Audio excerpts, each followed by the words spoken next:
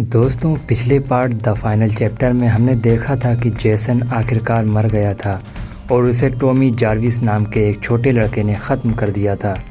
लेकिन क्या जेसन की डरावनी लेगेसी यहीं ख़त्म हो गई? बिल्कुल नहीं।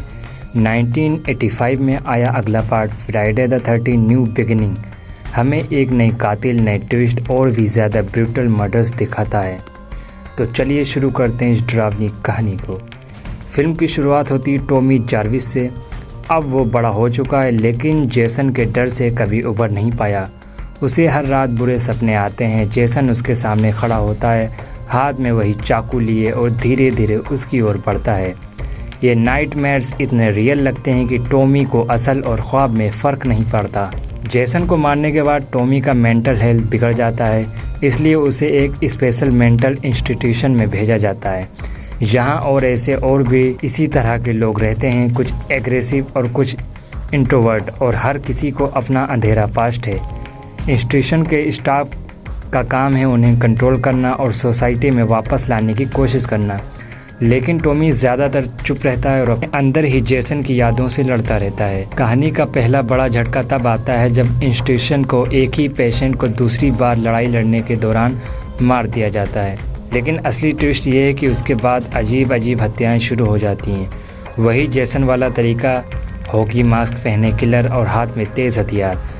अब सबको लगता है कि शायद जेसन वापस आ गया है। टॉमी पर सबसे ज़्यादा शक किया जाता है क्योंकि वो जेसन की हेलुसिनेशन को देखता है और कई बार इतना गुस्से में आ जाता है कि खुद जेसन जैसा लगने लगता है। ऑडियंस भी कंफ्यूज हो जाती है, क्या जेसन सच में लौटा है या टॉमी खुद जेसन बन गया है। फिल्म के बीच में स्लेशर हॉरर का पूरा मज़ा है।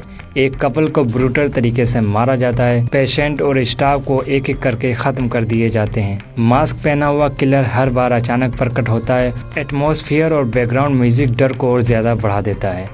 आखिरकार क्लाइमैक्स में बचने वाले लोग मास्क पहने किलर का सामना करते हैं। टॉमी भी यहाँ होता है, लेकिन वो बहुत कंफ्यूज है। उसे खुद पर भी शक है कि कहीं वही किलर तो नहीं। लेकिन जैसे ही मास्क हटता है, शॉकिंग ट्रूथ सामने आता है। असल में ये जेसन नहीं था। मास्क के पीछे छुपा हुआ था रॉय बर्न्स, जो फैसिलिटी का पैरामेडिक था। उसका अपना बेटा भी उसी इंस्टीट्यूशन में एडमिट था, लेकिन उसकी मौत हो गई थी।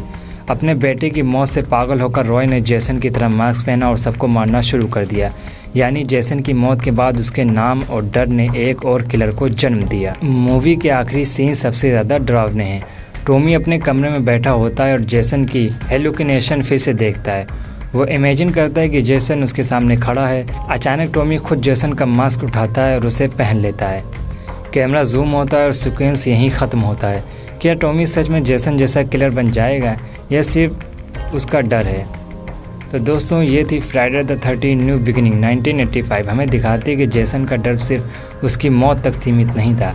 उसका नाम और उसकी कहानी इतनी ख़तरनाक थी कि उसने और भी लोगों को किलर बना दिया। इस पार्ट ने फ्रेंचाइजी को एक नया मोड़ दिया कि जेसन की लेगेसी हमेशा ज़िंदा रहेगी, चाहे असली जेसन हो या कोई उसके नाम का इस्तेमाल करे। अगर आपको ये वीडियो पसंद आए तो लाइक, शेयर और सब्सक्राइब करें, और बताइए आपको क्या लगता है, टॉमी सच में जेसन की तरह किलर बन जाएगा?